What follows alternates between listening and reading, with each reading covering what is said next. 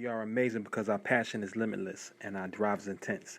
Therefore, you will not deny our grind. You are now listening to the Faith, Grind, and Inspire podcast. Welcome back to another great episode of Faith, Grind, Inspire podcast. Your host, Gene Alert. I'm your co-host, Colbert St. Laurent.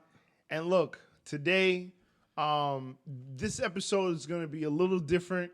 I know this is the mindset. We talk about the entrepreneur mindset, but there's no way we could come on to the show and keep it real with you guys and say that everything's okay. You know what I mean? Everything's not okay. People are not okay. The world is in a place of change, a much needed change.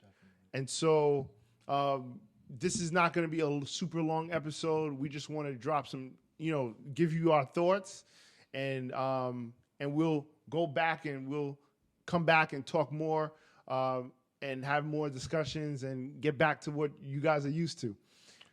So Coby, man, what are your thoughts, man? What's going on? How are you? Well, I'm great. And I know that it's a difficult time for individuals, and I know this podcast is about the mindset of an entrepreneur, but more so we want to take the mindset of everybody that's going on right now. This is really a time of mental health, and it is about addressing that a lot of the things that we are seeing. For everybody that's seen George Floyd, we want to send our condolences, our love out to anybody that's suffered any type of death during these times, because we do have this pandemic that's going on. So it's important for us to just keep our mindset healthy, and that's why meditation has been my best friend, because it's necessary for you to get outside of your head, especially if you're seeing the images and you're watching the news. So that's what it's really about, is just addressing the mindset, making sure that we have a healthy mindset, and having the discussions. And I think this is why that's why we have to come here and have these discussions, because if we're not going to have the talks, then who will? That's right. Better than us. Yeah. So yeah, I'm good. How about yourself, man? I feel much better. Yeah. Because I feel like there's hope. Mm-hmm. And like you said, meditation. Yeah. One thing that I realized a couple weeks ago, I broke down, man. I kept thinking about it, and being a father and being a husband, being a brother, being a son, it's just being a friend, a mentor. It's just I felt like so much pressure was on me, because I saw just people being home for 3 months, people going through constant loss, but also I felt like people were just being used to seeing people die. You know what I mean? That's so true. And I was like, no, we can't. What's the word I'm looking for? We can't get comfortable with this. We can't. We can't make this a normal. You know what I'm saying? And then seeing people so super scared of people walking outside, and it's just there was so much stuff,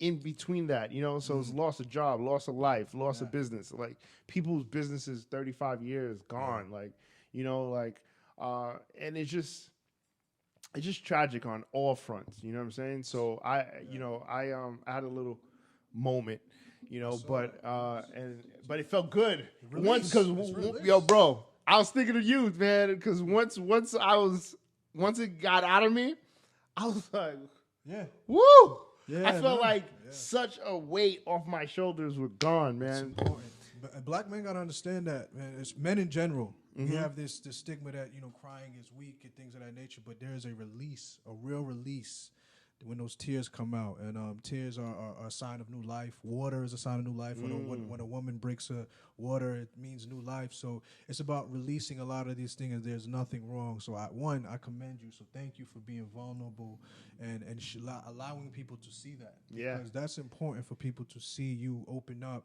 and be fully vulnerable in those spaces. A lot of times we're too afraid to do that, but it's strong, especially as a leader that you are, for people to see that. And I saw in the comments people started breaking down. Myself, I started, some tears seeing like that, because anytime you see a loved one like that, going through the pain, you feel it. Yeah. So it's okay to let those tears out. That's one thing that I want to say. There are a lot of times I go through a session and people are embarrassed because they're crying. I'm like, no, let it go. your spirit is asking for a release, because these egos can take on a lot, but there's a spirit, there's a baby inside of us that's inside that needs to be nurtured and loved. And a lot of the time we have to be that in those times. So I thank you for that. Because No problem. Powerful. It's powerful. And I want to thank all the people from all the comments, the likes, the shares. Like people were texting me, calling me, DMing me, stopping by the office. Yeah. The amount of love that I received, a lot of people, because I think a lot of people, because I talk about being Superman all the time. Yeah. So a lot of people didn't realize I was Clark Kent too. Yeah. You know what I'm saying? Like, and they were just like, yo, I can relate. Like so many people, like from all across the country, people were like, man, that was me. Like that was me yesterday, but I would never, I couldn't do it on, you know what I'm saying? Like, and I said, but the interesting thing is, I didn't purposely go on live to do that. The reason why I went on live was initially supposed to be to just talk about the Jamani Williams video because that I've never seen so many people share it. Yeah. So I said, wow, you know what? Since so many people on my page like this, let me go on and break down the importance of this video and what he said.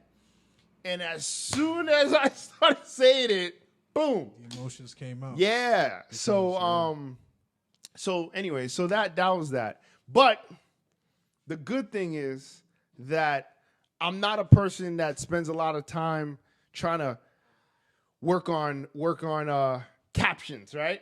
So I take action. Yeah. So we just had Borough President Eric Adams on, right? Shout out to him. Yeah. Shout out to Borough President Adams, man. Like, we commend you. Like, we're fans of you. We appreciate you. We love you. Definitely. All the work that you do. Like, this man he's the leader that we all need. And he's doing so much for our community, on the scenes, behind the scenes. Right. So appreciate it.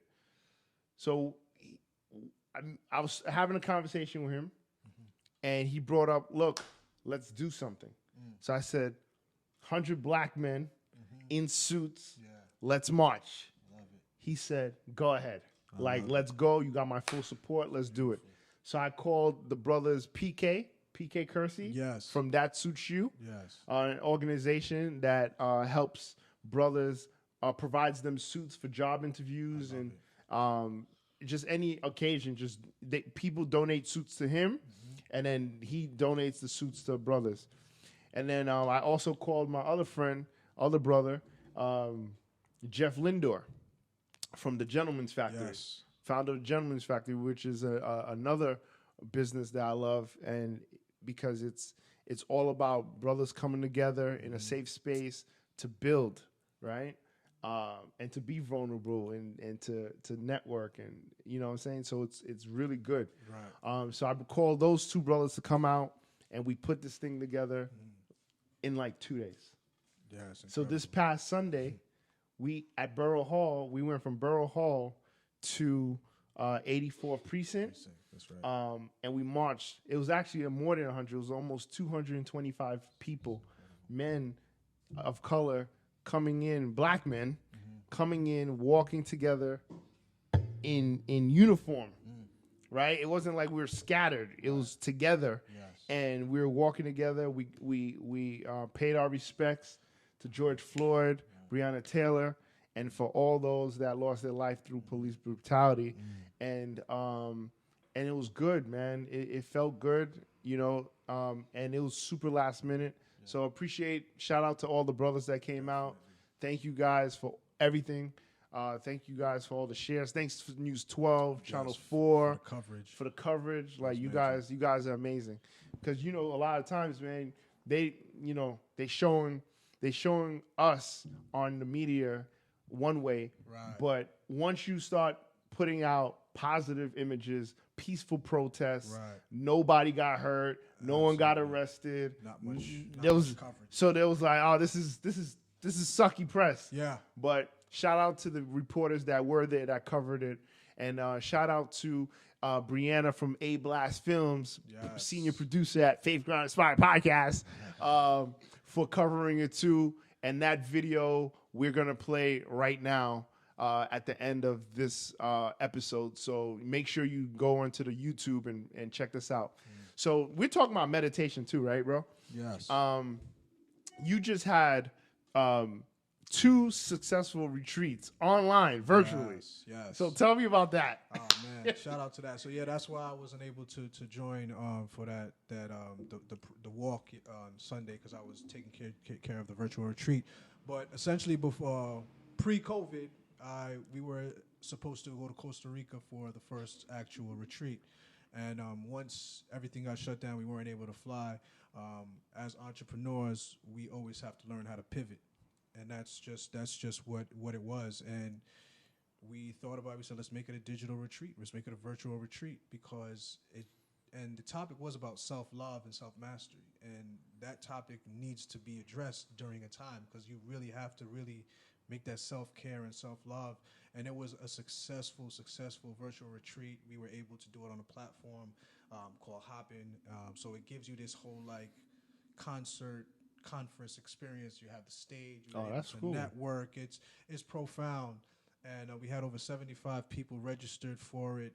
It was a transformative experience. People, felt so good because when you're watching the news and the whole world is in this low vibrational energy of fear, of just scarcity, and it's important for you to get outside of that vibration. Yeah. And that's what we were able to provide for the 5 days for the first retreat. And after that, people were like, I don't want to leave because we literally were able to create a retreat space in this quarantine.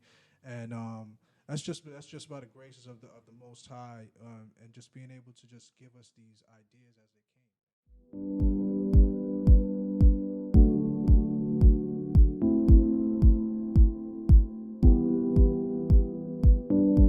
I'm a family man, entrepreneur, investment property specialist. I am your Brooklyn, Long Island agent who understands the importance of building a strong future for your legacy. Allow me to guide you through your next real estate experience. It's finally time to buy a house and make it your home. First, you'll need a trusted advisor to guide you through the process. In Gene Alert and the Sabre team, you'll find just that with confidence, focus, and tact.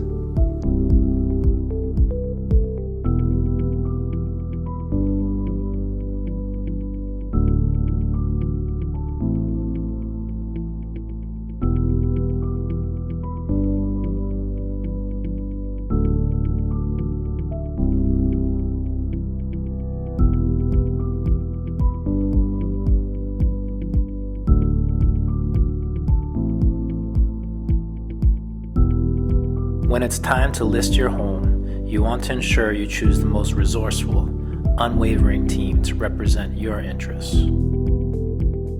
Our mission is to help everyone find their place in the world. And from there, we were like, we got to do it again. So this is something that we're going to do monthly. The past one we just did was about manifestation and finding your life purpose. And I think this time where people a lot of them are unemployed, it is important to find out what your life purpose is at this moment. When you find that alignment of your purpose and a passion and you're able to create a paycheck out of it, sometimes you need those tools. So we have all of these healers from around the world. I'm talking about from Africa to Egypt to Vietnam, Mexico, all over the world. Yeah, Poland, Germany. This is like all of these tribe members that we were all came right as COVID came, because we were like, we have a platform where we don't have to worry about overhead as flying flights and locations. We have all of these people across the world, and they're looking to create some income. So it's a way that they were able to create income, put their content out, put their information out to the world. So it's all about spreading the love and the light, and that's something that happened organically. So it worked out. It worked out better than we could have ever expected. And that's the part of just being in the moment. That's what the meditation is about, being in the moment, so that you're able to pivot in that moment. Okay, this is what we're working with. As Eric says, you can't control the universe, but we can control how we respond to the universe. And that's essentially what we did. So shout out to the Zencation Retreats team. Shout out to all my partners over there that just constantly are giving. And I know it's tough for a lot of them because we do have Caucasians that are on the tribe, and they were like, how do we approach this? And this is something that we're going to go into, is like, because I have a lot of friends that are going through it. How do I support? Because everybody's not going to support in the way of protesting. Everybody's not going to protest as far as, you know, looting. You do your part. You find out how you can give. You know, that's the best way. Yep. And that's essentially what happens. So yeah, these retreats are healing, and I think it's important for our community in general, especially where we are in New York, to embrace the aspect of taking care of the mental aspects as well. Because if we control this mental aspect, we can start to control our life. Because a lot of the things that are going on in the world are out of our control. We really can't control what they're showing us on the media day in, day out. So it's important to get that retreat where it's going back to self. Exactly, going back to self. And talk about something we talked about this offline, but it's interesting, man. Asymptomatic people now. I have to say this.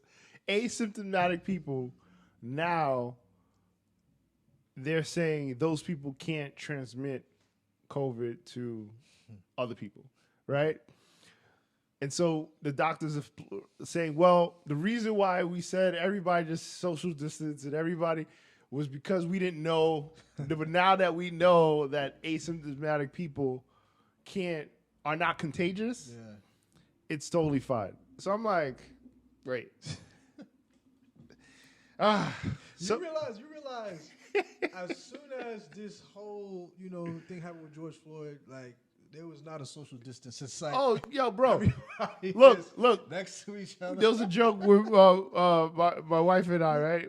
And a couple other people. They were like, COVID was scared. And so they were like, yo, we're going to fall back. So no one's going to get sick. No one's going to die. But because the protest is important. Yeah. So we'll fall back until you guys. COVID is standing with us. COVID is standing with us. Let's fall back a little bit. COVID was like, yo, fall back. We can take the back seat. We already took 3 months. You know what I'm saying? Like, we're good. Yeah. You guys are okay. Yeah. And then now everything's back to, you know, so now all of a sudden the country opens up. Like people, the stock market is blooming. Everything is going back up, you know, hopefully. I mean, it's unfortunate that so many people's lives were taken from it. Yeah. You know, so that's not funny, but it's and the precautions that people took, that's important to note. But there's certain things like, you know, I'm a very logical person. Yeah. And a lot of common sense. Yeah. Right? And so, and I pride myself on teaching kids about solving problems, right? Solutions, yep. And solution-based versus, you know, the other way. And there's certain things that I've been seeing and are just like, yo, man, stop. Yeah. Like one. Let me tell you one. Why Gene's mad. Yeah. Stop, people, stop wearing a mask in your car by yourself. Stop. That's true. Stop. If you're walking down the block by yourself in your neighborhood, do not put a mask on. Breathe in some fresh air. Breathe in some fresh air. Necessary. If you're standing on your stoop by yourself to walk to the mailbox, I saw someone literally put a mask on as soon as they walked out the door, walk to the mailbox, and then walk back to the house and took the mask off. I said, Lord,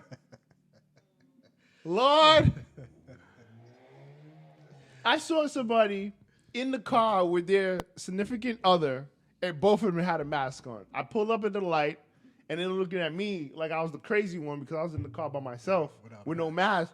So I rolled down the window. I rolled down the window. I said, roll down the window. I said, why do you guys, I was like, are you guys husband and wife? He was like, yes. I said, how long you guys been married? They're like, 23 years. I said, why do you guys have a mask on in the car with the windows up? I was like, do you guys understand that you guys live together? Yeah. You guys are together, You know what I mean? Like you sleep in the same bed. If you know like Shout out 2 inches apart. come on, man. Come on, guys. Stop. Like I get it when going to a store and going into a place with a lot of people, fine. But when you're by yourself, come on. Yeah. That's enough. That's true. Enough, man. I'm tired of it, man. And so but you guys are gonna say, we documenting this. Yeah. So when a couple months from now, like I said, people aren't gonna care about it in September.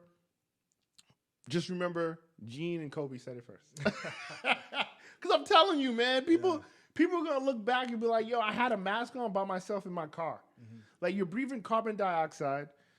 It's bad for you. Right. Like you're supposed to exhale it. Like you're not supposed to inhale. You know what I mean? And then they're making these fancy masks, like all these cool masks, which is cool. It's but big money. Now people are making money off of it, which is great, right? But don't just keep it on. Right. Like, don't keep it on, bro. Like, you're not supposed to do that. Mm-hmm. We weren't made to breathe that. We're supposed to inhale and exhale. Mm-hmm. Like, just like a car. Yeah. Like, you know what I'm saying? Like, if you man. Think about it. If you think it's healthy, turn on your car, go into a garage, close all the windows. Don't do this. No, that's what I'm saying. Like people think it's super healthy. Like you're just like carbon dioxide. Yeah. Carbon monoxide kills you. Carbon dioxide kills you. Like you're gonna get headaches. You're gonna do your research. Everybody's talking about they doing research. Do some research on this, and you will see the effects. And I'm telling you guys, like, just be safe out there, but just wash your hands, and on purpose, bro. I purposely don't do certain things. And I haven't been sick in the last 3 months. Mm-hmm. I haven't passed on everybody around me haven't been sick. And I just have good hygiene. Right. I wash my hands all the time. Like, you know what I'm saying? I wash my son's hands. Like, we just take precautions. We're not going we just had a parade, bro. Parade. We just had a march. No, it's all over the world. Everybody's come on, man. We're realizing the numbers at itself. The numbers start to add up.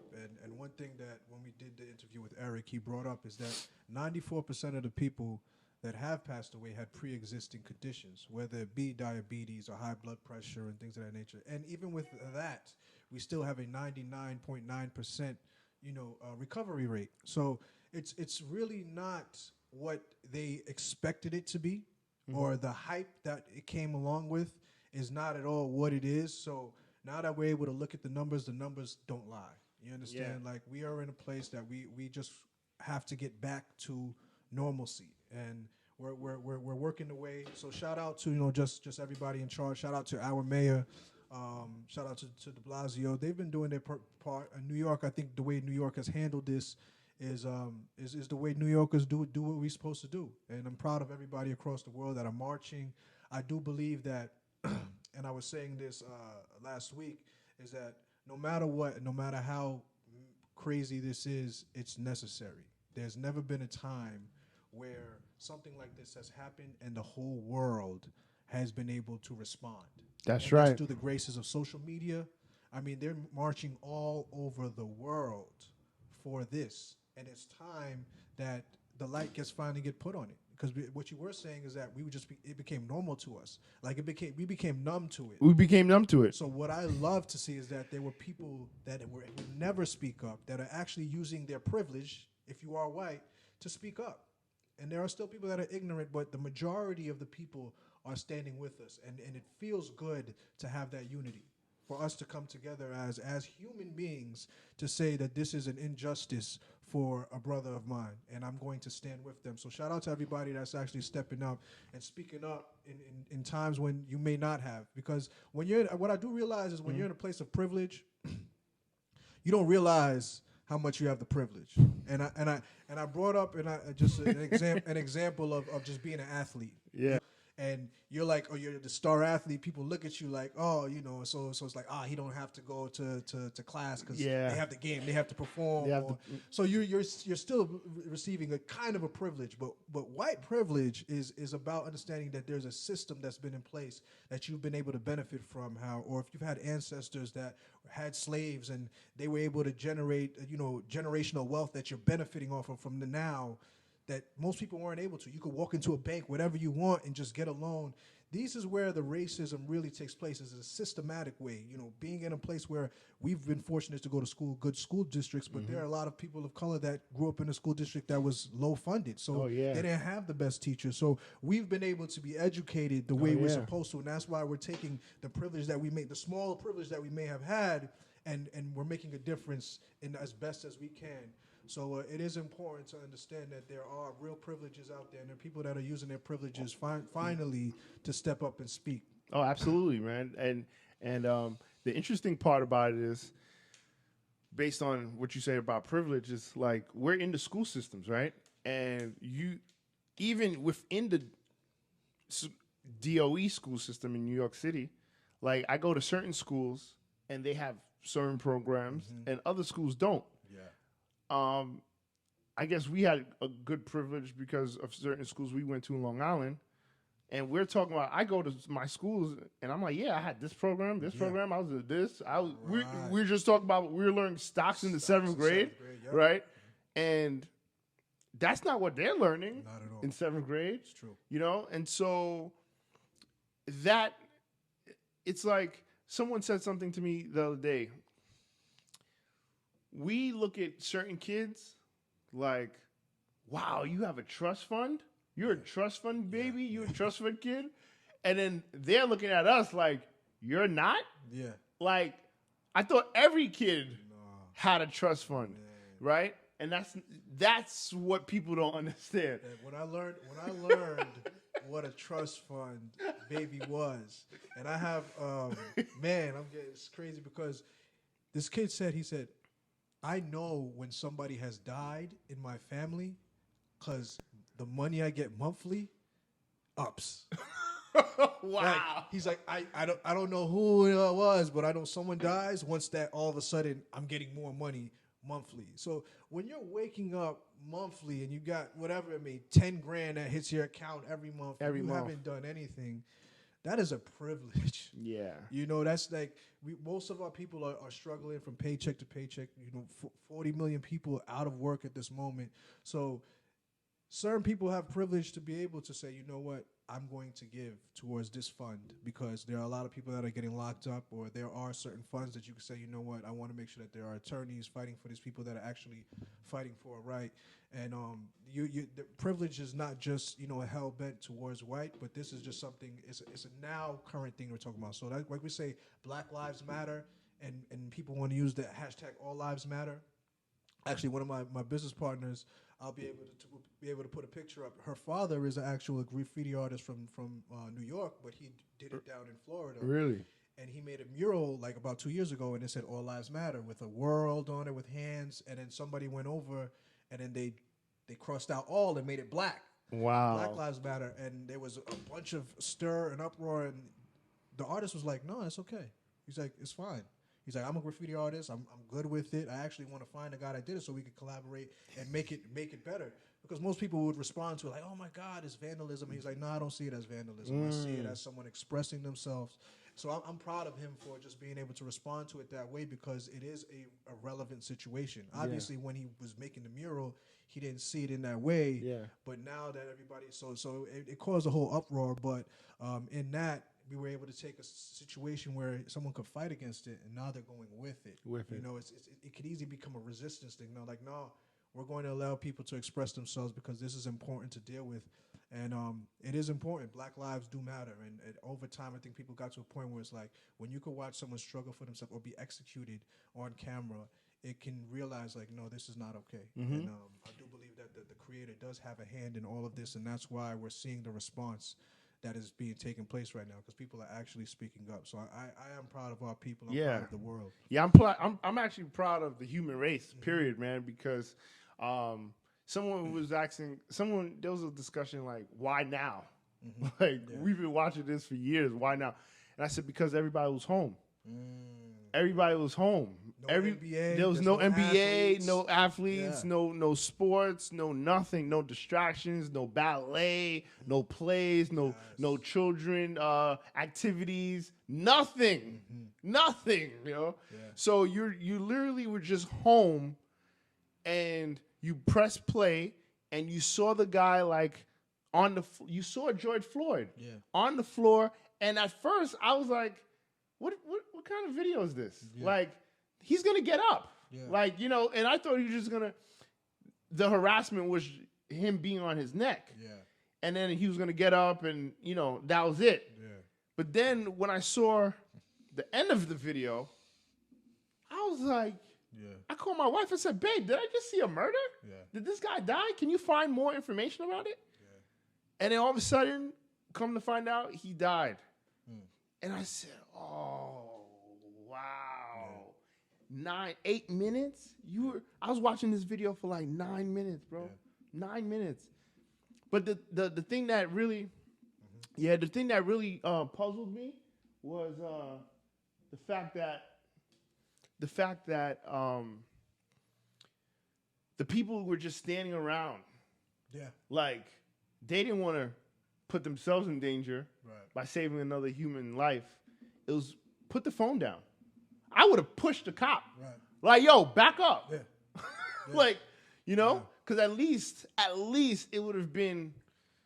Give him a second to catch some breath. But at least you know what, man? You know, it's tough. But the thing about it is, we've all been in a situation. I've seen cops like messing with guys, and I'm like, I gotta get home.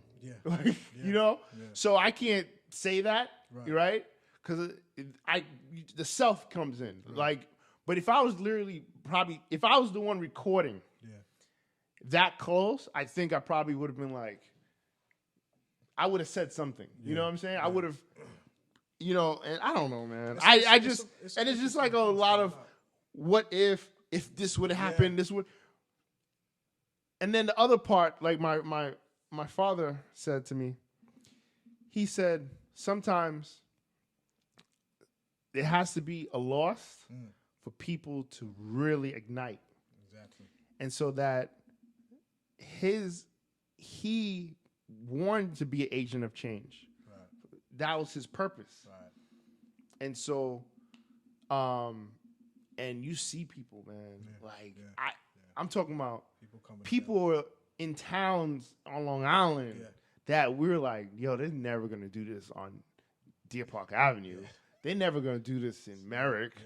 That's cop town.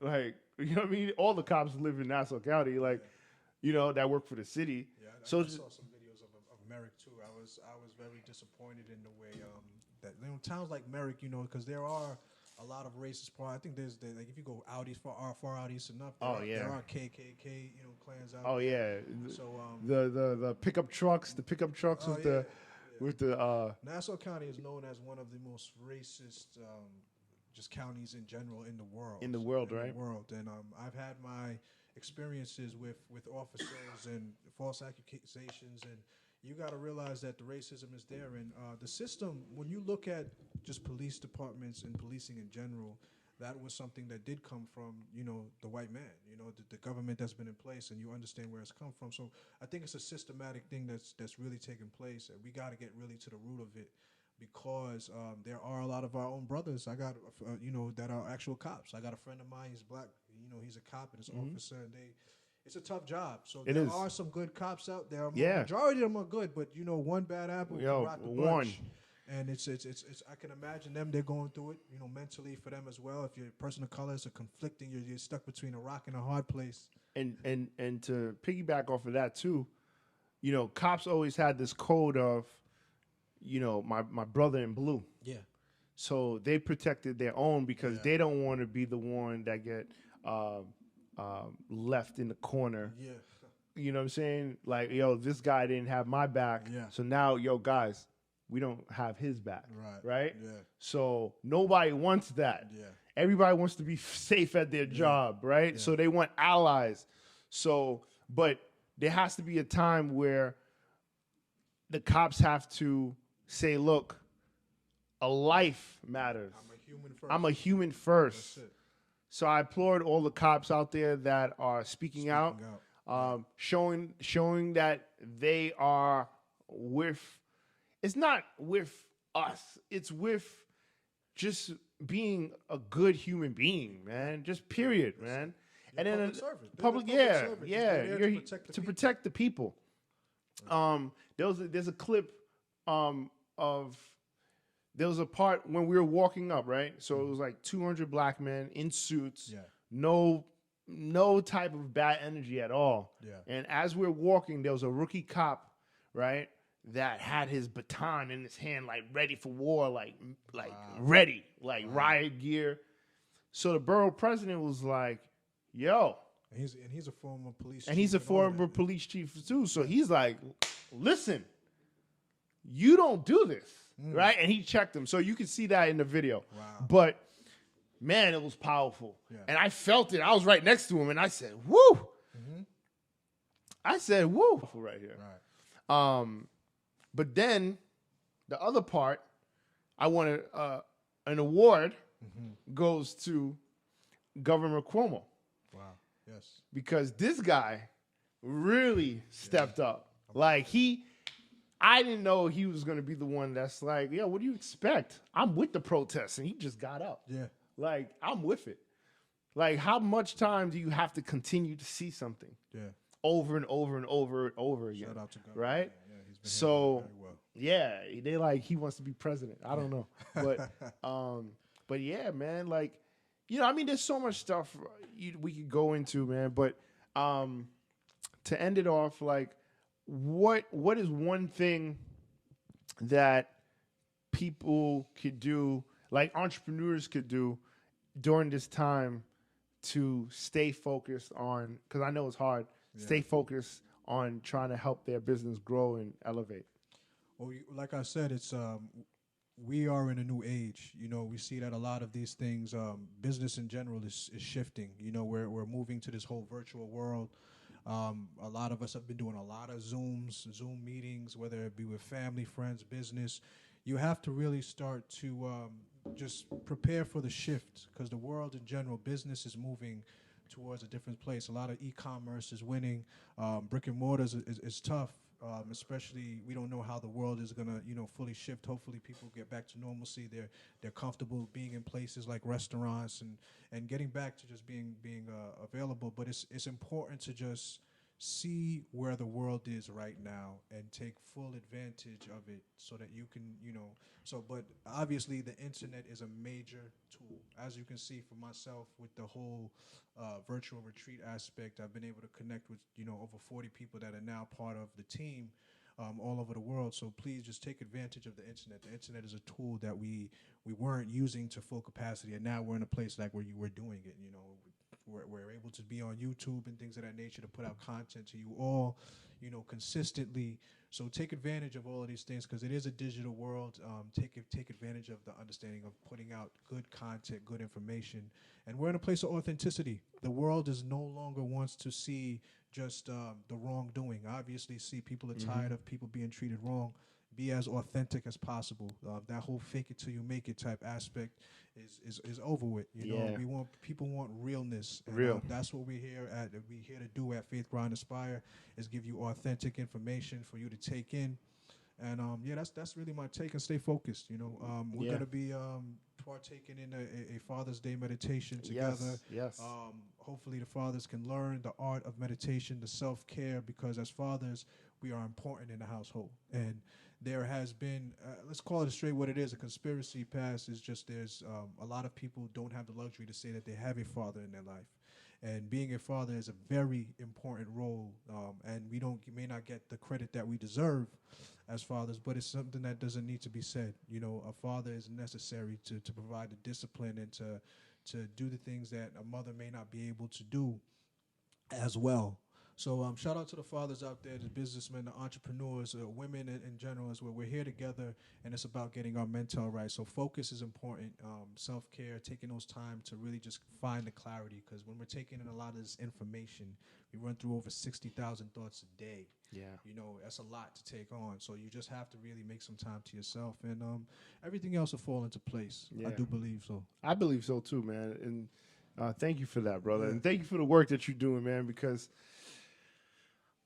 we need it, man. We need it. You know, so many people. I mean, there's so many things that people are not talking about.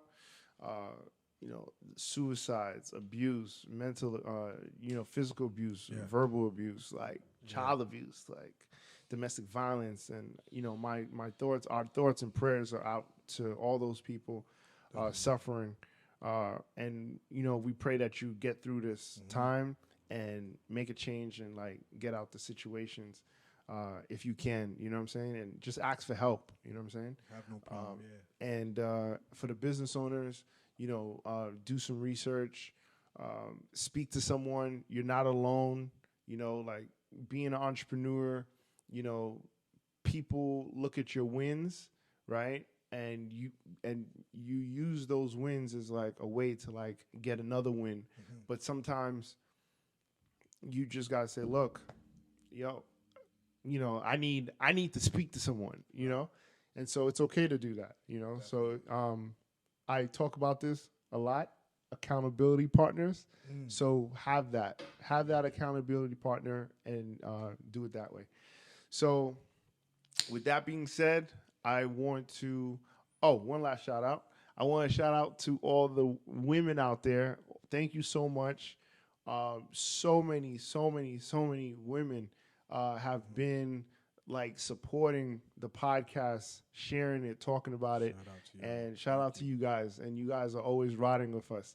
Roxy Digital came out to the woman that actually hooked us up with the opportunity to work with Cumulus. Yes. And the OG is like, she came out to the march, right? Yeah.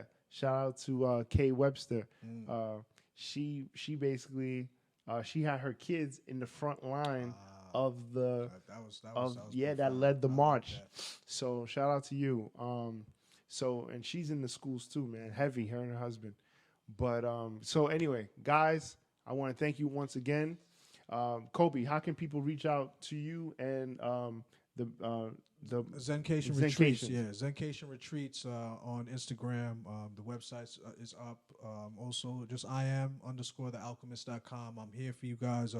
Reach out. You know, we all need those times where we could just, you know, bounce and have that safe space where we can just have somebody to talk to. Me, it's really just about connecting and just making sure people could tap into their greatness. We all have it within us. Our current circumstances, don't determine where we're going long term. We just have to really just get within and fix ourselves internally. You know, we have to address those things. A lot of these things is not something that we created. It may have been something that's just we learned over time or was just passed on to us. And it's about really just cleansing that out so that we can flourish in those type of ways. And just try to find a light in the tunnel. You know, this everything will pass. You know, this too shall pass. So just stay focused, stay grounded, stay prayed up and blessed up, and we with y'all. That's right. So on that note, keep going no matter what, right? Every Wednesday, check us out. We're episode 103, so 2 years is the next episode. And I want to say thank you once again. You know, we really appreciate you. And to all my podcasters out there, keep your heads up, keep focused, keep going, keep putting out that content. And faithgrindinspired.com. Thank you to Brianna, A Blast Films. Yes. And so thank you guys so much, man. We appreciate you. Love you. Stay tuned to see the video of the march right now.